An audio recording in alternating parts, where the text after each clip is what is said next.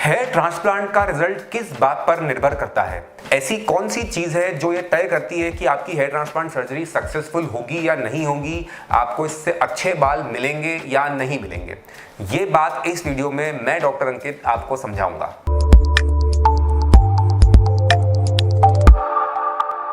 देखिए दोस्तों, hair transplant एक ऐसा प्रोसेस है जिसमें हम सर के पीछे से बाल निकाल करके आगे लगाते हैं। आज जो हम इस आधुनिक तरीके से इसे करते हैं, इसमें हमें कोई चीरा नहीं लगाना पड़ता, कोई निशान नहीं लगाना पड़ता, कोई टांके नहीं आते, कोई जख्म नहीं बनता, कोई ब्लड लॉस नहीं होता और बड़ा आसानी से आरामदायक तरीके से ये प्रोसेस हम करते हैं।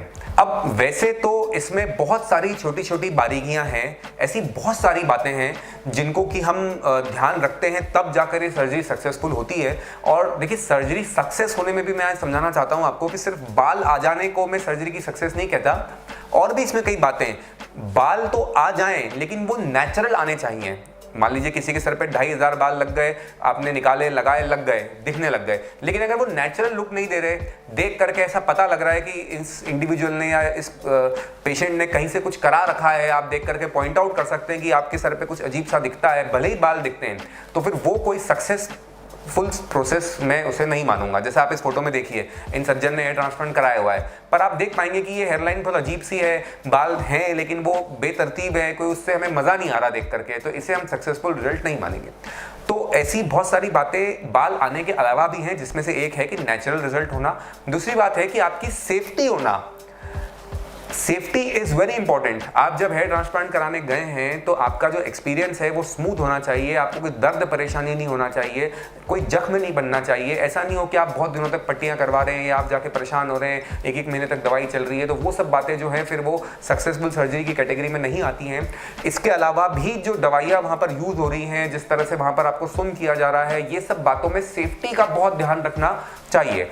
ये सब बातें जो रहती है अच्छे बाल आने के अलावा भी सर्जरी की सक्सेस तय करती है। बहरहाल इस वीडियो में हम सक्सेस उसी को मान के बात कर रहे हैं कि अच्छे बाल आ जाएं। तो हम अच्छे बाल आ जाएं उसके लिए भी बहुत सारी बातें होती हैं। उसमें जो सबसे महत्वपूर्ण बात है दोस्तों, वो है सही प्लानिंग और सही तरीके से बाल निकालना।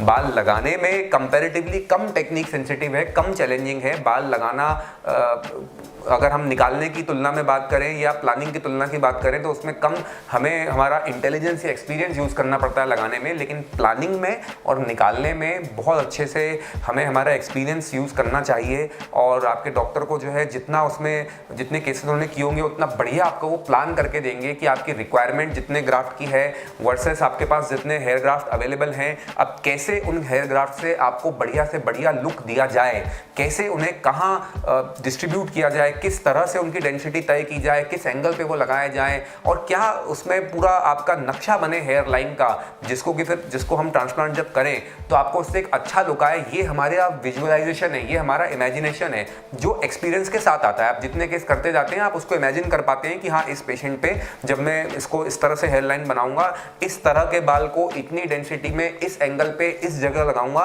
तो ये ऐसे दिखेंगे। तो पूरा सर जब पेशेंट का मेरे सामने है तो कहाँ कहाँ कैसे कैसे बाल लगने, किस तरीके से लगने, ये मैं प्लान कर सकूंगा।